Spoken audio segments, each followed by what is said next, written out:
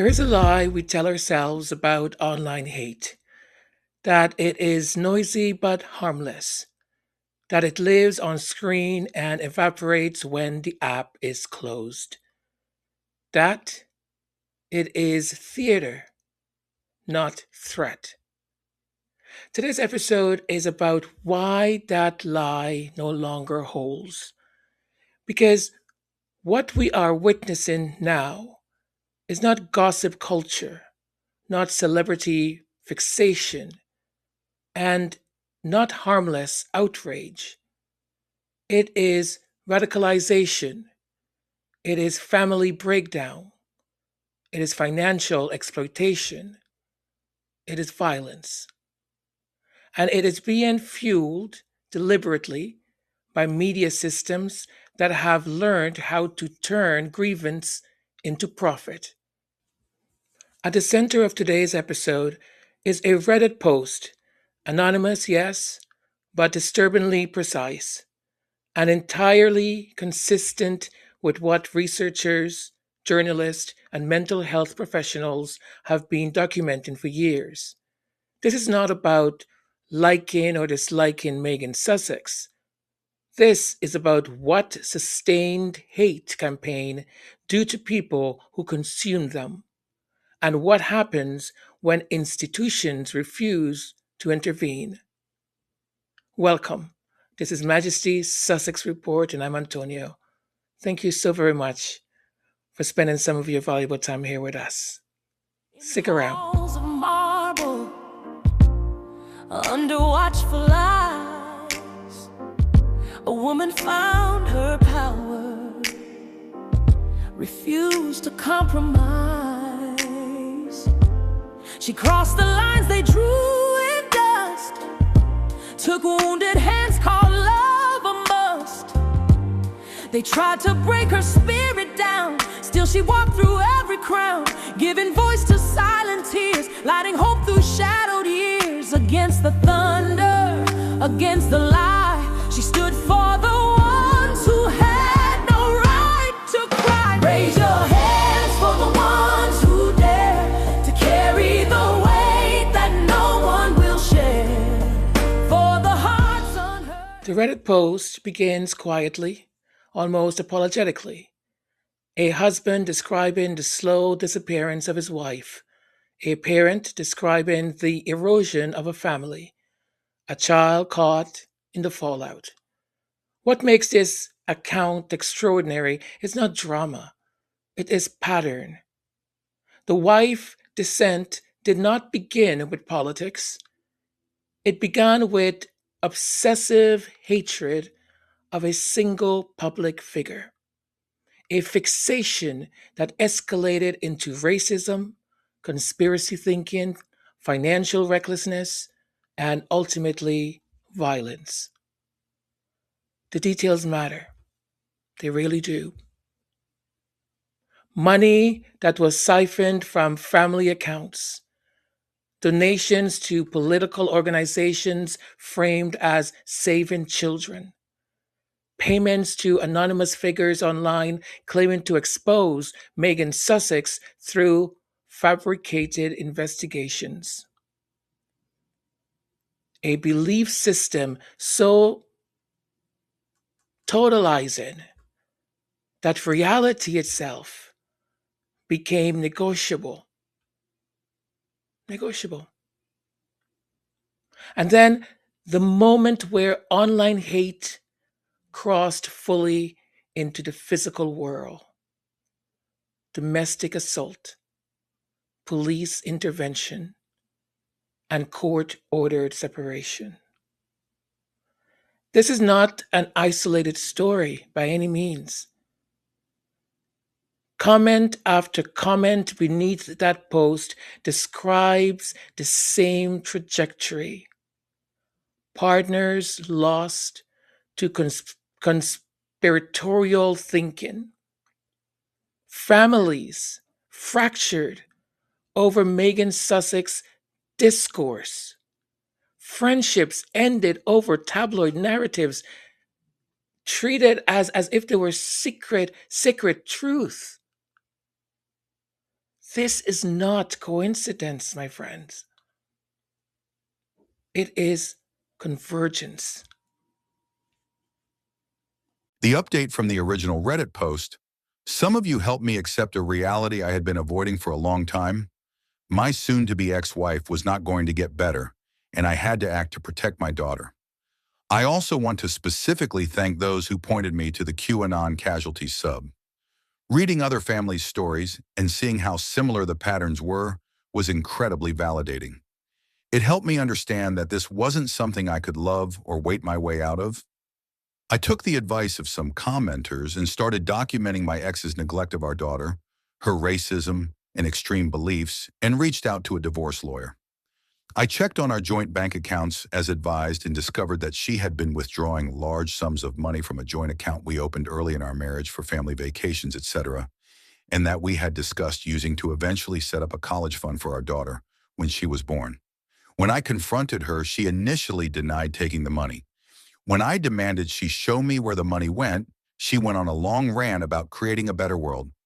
She admitted she had donated money to organizations like TPUSA, claiming they would create better schools and keep kids safe. She had also spent a significant amount on designer handbags, shoes, and clothing that she had hidden from me. The craziest thing is she was also being scammed by someone she met through some royal gossip subreddit who claimed to have hired a private investigator to expose Meghan Markle. Apparently, this person would send her negative articles about Meghan Markle and claim that the private investigator had discovered this information and sent it to the press, and my wife would send more money. She told me all of this as if it were completely reasonable and saw nothing wrong with it. I told her I was filing for divorce, and at first she thought I was joking, but then exploded at me and began throwing things while ranting about me breaking up the family. A glass cup she threw hit me in the head. I left the house bleeding and went to my neighbors, who called the police. She had trashed the kitchen by the time the police showed up, and they arrested her after I explained what happened. I applied for and was granted a domestic violence restraining order, along with temporary custody of my daughter. My wife currently has supervised visitation only. She is facing a misdemeanor criminal charge related to the domestic battery incident, which is being handled in criminal court alongside the ongoing divorce proceedings. She is currently living with a former co-worker, and her family has reached out to express support for me and my daughter. I am in the middle of divorce proceedings, and my lawyer believes I have a strong case for sole custody. This isn't how I ever imagined things ending, but I'm grateful I listened to the advice here when I did. My priority now is my daughter's safety, stability, and emotional well-being. Thank you to everyone who helped push me to act. Psychologists have a term for this. It's called displacement. When unresolved fear, anger, or loss finds a socially permitted target. Meghan Sussex has become such a target because she sits at the intersection of multiple cultural anxieties: race, feminism, class disruption, American influence, and the rejection of inherited hierarchy. Research shows that sustained hate communities function much like cults. So these are basically cults. They reward loyalty, punish doubt, and reinforce belonging through shared outrage. They feed each other. Social media algorithms intensify this by design. It is absolutely bonkers to me, not to use another word, that these algorithms, as they say, in your interest, they will just, things you're interested in, that's the only things you will see. So if you click once on an article that basically, or a podcast or whatever, that hates on Meghan Sussex, the algorithm starts to feed you more of that one thing. It doesn't give you options of the other. If you are intelligent enough, or a person who likes to be balanced, you will seek out the other. But that's not how the algorithm works. So it feeds you one-sided information that will confirm your biases. Each click is interpreted as desire, each view as consent, each pause as engagement. And so the content that a person receives starts to escalate, right? It's sort of like a drug. From criticism to mockery, from mockery to dehumanization, from dehumanization to conspiracy, from conspiracy to moral panic. What begins as, I don't really like her, becomes, she is a threat. She is a threat. That psychological shift is not benign, people. It primes people for radical beliefs, but it also primes them for exploitation. I said in a previous podcast that the people who hate obsessively on Meghan Sussex are the same kind of people that follow number 47 blindly. It's the same mentality. It's the same sort of process. It's the same mindset. And it's absolutely a cult. So something interesting has been happening online recently, and it's quiet, it's repeated, and it's across Reddit of all spaces. Now, Reddit is one place I do not visit because the toxicity towards Meghan is absolutely unbelievable. However, we have men, in particular husbands, partners, and long-term boyfriends are showing up on forums, genuinely confused and sometimes concerned and sometimes alarmed about their wives' and girlfriends' and partners' obsession with hating Meghan Sussex. And it's not the casual, oh, she's not my cup of tea kind of dislike. It's the more intense, emotional, and almost consuming hatred. And what is striking is this. It's not Meghan's fans that are talking about it. It's the actual people living with the hate.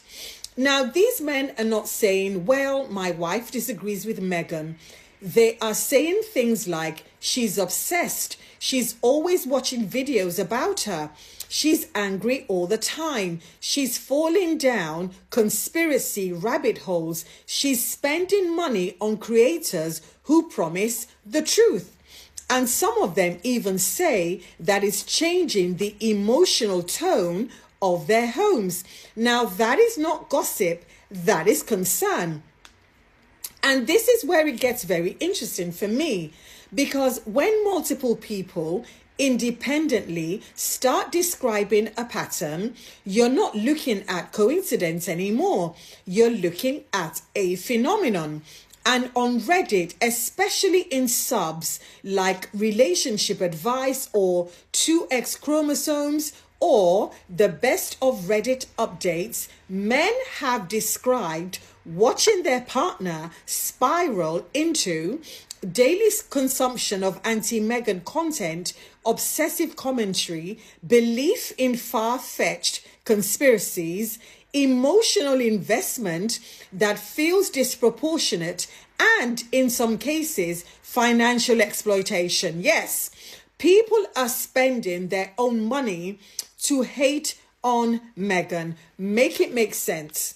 One man even described his wife as being pulled into online spaces where she was encouraged to spend money on inside information and exclusive anti-Meghan content. That is not fandom. That is radicalization. Yes, I said it. That is radicalization. It's like being radicalized into a cult. And before anyone gets defensive, this isn't just about defending Meghan as a person. This is about asking a bigger question. Why does this woman provoke such an extreme emotional reaction, particularly among certain women of a certain color and certain age? Why does her very existence trigger anger, resentment, hatred, obsession, fixation in people who have never met her and who will never meet her? Because here's the uncomfortable truth. Meghan didn't just marry into a royal family. She collided with a system that was built on hierarchy, tradition, silence, and control. And she didn't shrink herself to fit it. She spoke, she left. She didn't beg for permission. She didn't stay quiet to keep people like those vile women comfortable. And for some people, that is unforgivable. Not because of what she did, but because of what she represents. And the psychological element here is that a lot of people, they don't want to talk about it. Some women were raised to believe that endurance equals virtue, silence equals dignity, and suffering is noble. And knowing your place, maybe like the other girl, is strength.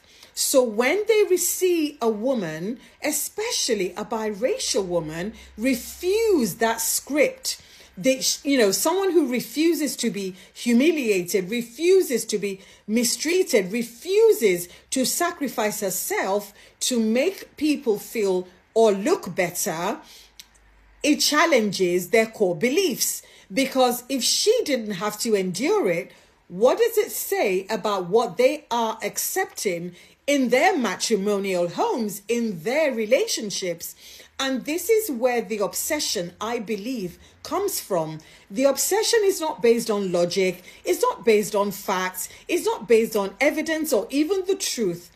It is identity threats. And I say this again and again, because when people feel threatened, they don't just disagree, they radicalize and they look for validation and they seek out echo chambers. They reward content that confirms and justifies their anger.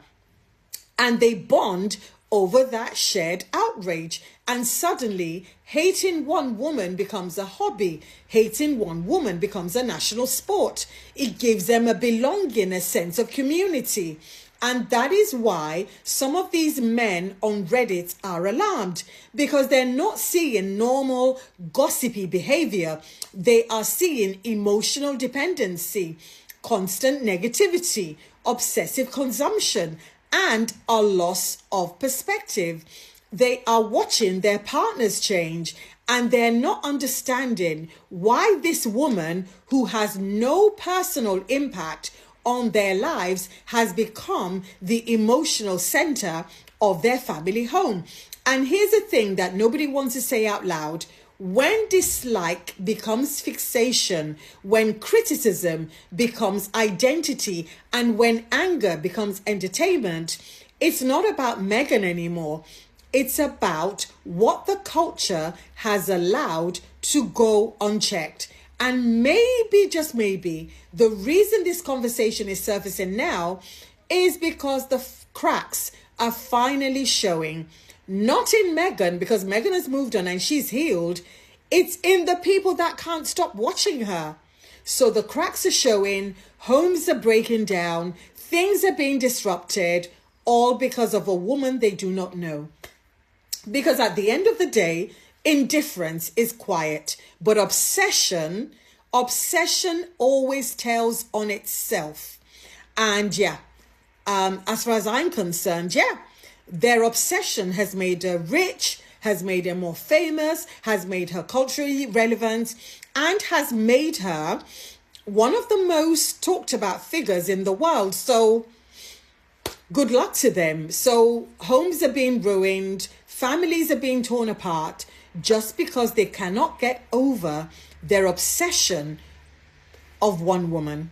Make that make sense. I never thought I'd see the day, but hey, let me know what you think in the comments, please. My name's Elizabeth.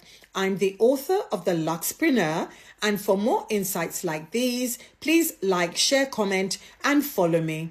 And to support my work, please don't forget to pick up a copy of The Luxpreneur today from Amazon. This phenomenon does not exist without reinforcement. British tabloid culture has normalized the use of unnamed sources, insinuation, and repetition to manufacture legitimacy. We know this.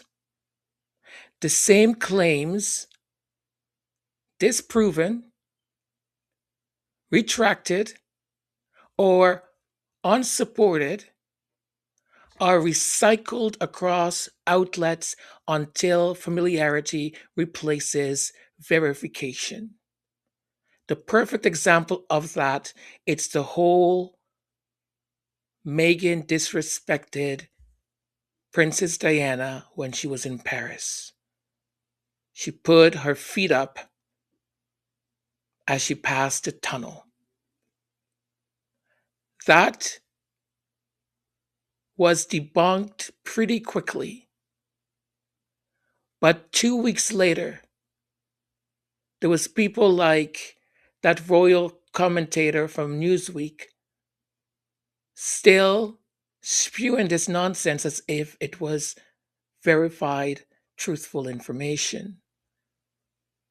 Still on shows like the Sun, X, Y, or Z, and the other one.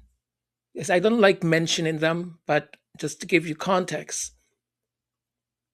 even though that was debunked, they were still repeating it as if it were factual. And let's not talk about the other YouTube channels. They had 2 weeks of repeating the same thing, even though it was completely false.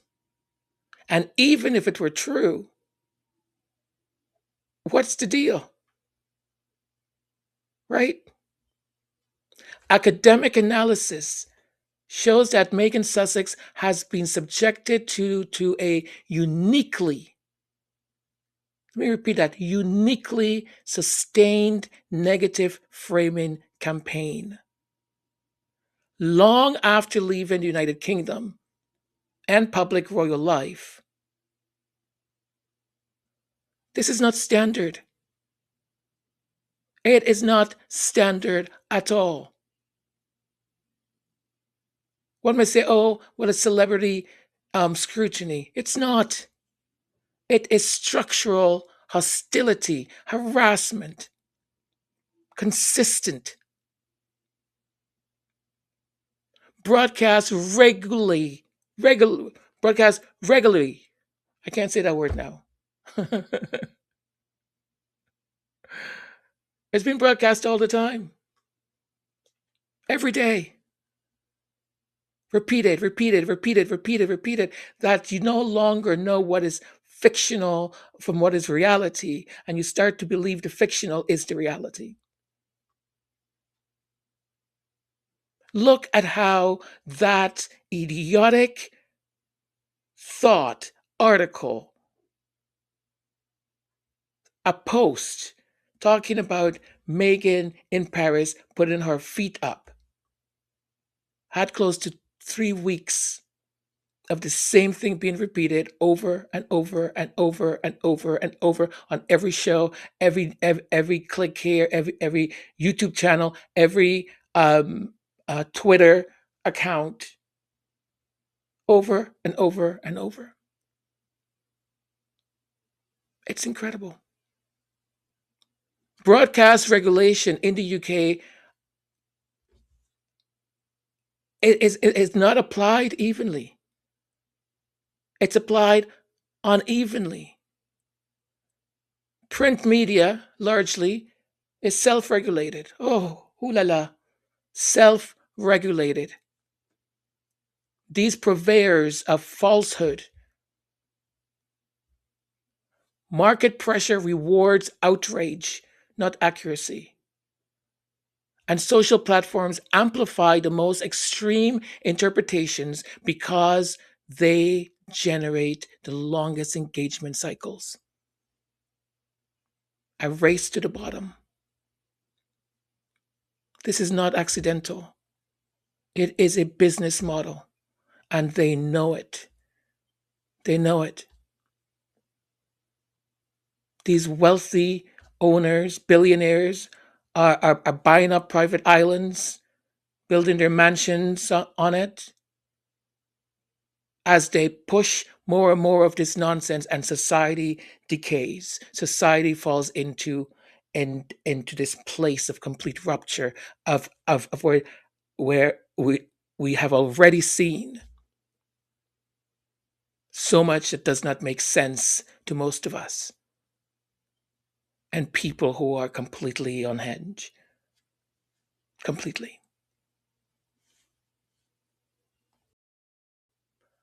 The Reddit post forces us to confront something uncomfortable. Online hate does not stay online. The wife in this story was not merely misinformed. She was financially manipulated, psychologically destabilized, and ultimately violent. Researchers and journalists, including public broadcasters, have documented how abuse directed at Meghan Sussex has included racist caricatures, pregnancy conspiracies, and coordinated harassment campaigns. Comment sections were shut down, not for decorum, but for safety. When media figures dismiss this as internet noise, because we see them all the time on the GB Newses, on the Talk TV, on the morning shows. Internet noise. They are ignoring the documented consequences. Families are being destroyed. Children are being exposed to extremist belief system. Vulnerable individuals are being targeted by scammers posing as insiders and saviors. This is not theoretical harm. It is measurable. It is documented. And it is escalating. We live in an era of compound instability. We all feel it, we all know it. Economic insecurity, cultural backlash, political radicalization, algorithm amplification. In such moments, societies search for symbolic villains. And the media knows this. They know it.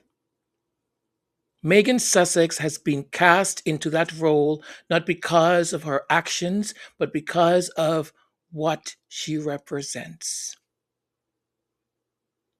And she represents refusal. She represents autonomy and exit. You see, all those things that a person of color, minority, black person shouldn't have. We must take whatever is given to us. Don't refuse it. How dare you? How dare you? You should be thanking us that we allowed you to marry into the most prestigious institution in the entire world. How dare you? You want to have control over what you do? Autonomy? Let me tell you something. Catherine, her family, actually, if we go back in history, helped, well, helped free your family from slavery, darling. From slavery. Autonomy. You talk about autonomy. Oh, you're so quaint and funny, aren't you? Yeah, that's what they think. And to leave, to exit, to say this thing that all of you worship as the peak, the pinnacle. She went in and she said, you people are messed up. And she walked out. She brought her intelligence. She brought her know-hows. She brought her own money. She brought her own autonomy. And she said, no, no. You see, she did not conform. She did not endure quietly. I mean, she did for a while. But when nothing was changing, and her life was the price to pay, she left. She left. And for institutions built on permanence and submission, that is unforgivable. Unforgivable. The result, which we all know what it is a campaign that monetizes resentment, hate, and it doesn't stay on that island. It's exported globally. Because when you have in an article, opinion piece on a show, a title that says royal reporter, royal expert, royal correspondent, royal biographer, royal bush-shaishi, the world thinks you're an expert. And what you say becomes the truth. Because you have inside information. The hate is exported globally, making those that fabricate it millions. Millions. What makes this obsession so troubling is that it mirrors the behavioral patterns long documented in cult dynamics. Not because there is a single leader issuing orders, but because the structure is the same. A closed belief system reinforced by constant repetition, hostility towards outsiders, moral absolutism, and a shared sense of grievance that binds the group together. Facts that contradict the narrative are dismissed as manipulation. Dissent is treated as betrayal, and participation becomes a marker of identity rather than inquiry. Social media platforms and systematic legacy. These outlets function as echo chambers, rewarding conformity with affirmation and visibility, while escalating rhetoric keeps members emotionally invested. Over time, the fixation stops being about Meghan Sussex as a person and becomes about belonging to a community defined by opposition, a classic feature of cult behavior. What we are witnessing is not collective criticism, but collective radicalization. If a feedback loop in which outrage replaces evidence, identity replaces reason, and detachment from reality becomes a shared norm rather than a warning sign. Thinking the silence, the slow marching drum. A boy behind grief, no child should outrun. The nation looked on, and the childhood died. They wrote a story and borrowed ink, taught him his place, broke him so he would not think. Just despair, let him take the blows, the crown stays clean. But the world can see what they never did. The man in the boy they tried to break remembered his mother's heart and fearless, and she was love, not command.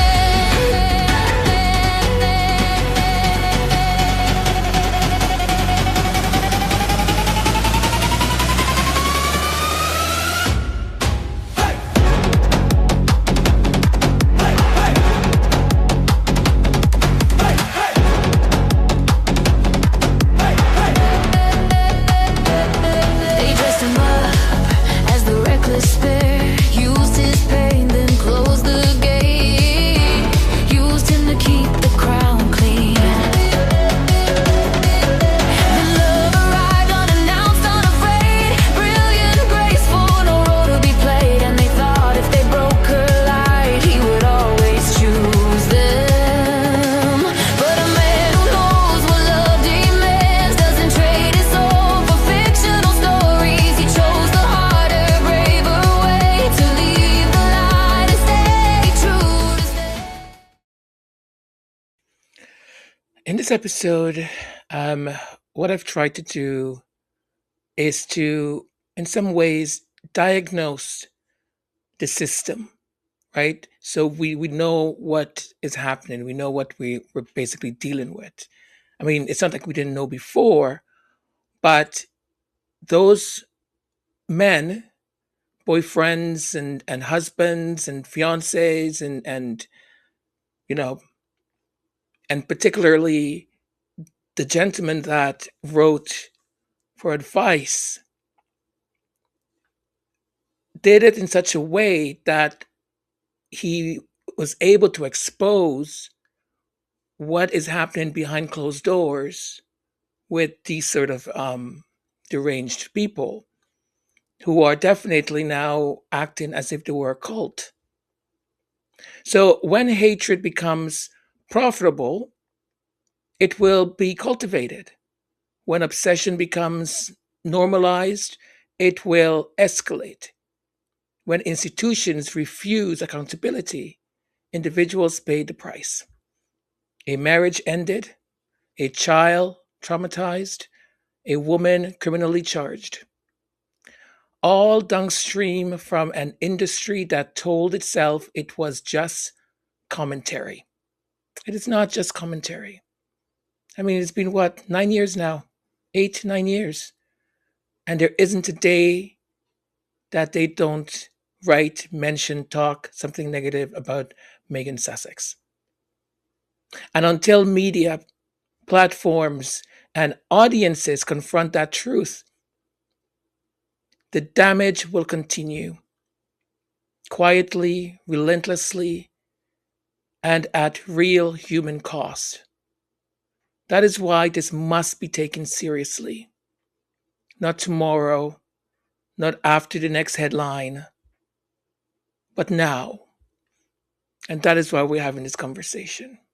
It has to be taken seriously now. And we're always open to these conversations here. Always. And we will have them. Meghan Markle. Oh, the photo photo gate. gate from mom's It was 70th. really innocent, which is so crazy. Mom and Megan have been friends for some years now, and they have a really sweet relationship. We took a photo, and then I think we were all going through them. We're all, communicating about like what we're going to post. We're never ones to post without permission. We are like, it's not who we are. We're very respectful. Yeah, like we have the craziest, funnest photos from that night, but we were posting just like fun photos, and so Dignified photos. We were totally, we were told that it was totally cool to post, and then after it was posted, I think they realized it was Remembrance Day, and they didn't want to be seen at a party, even though it's already up. Mm-hmm.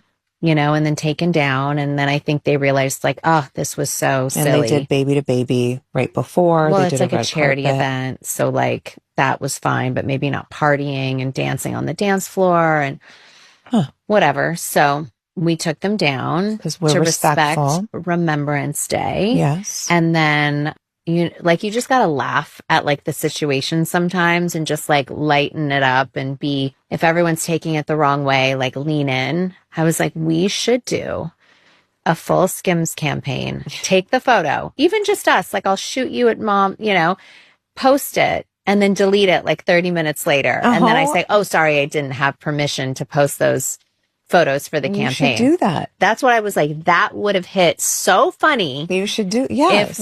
If we just made it light and made it funny.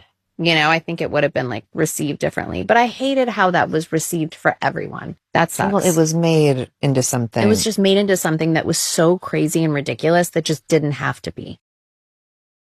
So there you have it, folks. I'm sure you probably already saw that clip, or it's been discussed in other podcasts, but I just wanted to bring it here just in case. And the explanation is pretty simple. They were okay with the pictures going up, right? They selected a few, and then Harry and Meghan's people realized or went, oh, it's Remembrance Day in the UK, and us having pictures attending a party and having fun may not look good, and that is why they took it down, right? If this was any other people, any other person that wasn't Meghan or Prince Harry, not a peo you would have heard, not a drop of a needle, nothing. You would have heard nothing. This is not not a big deal.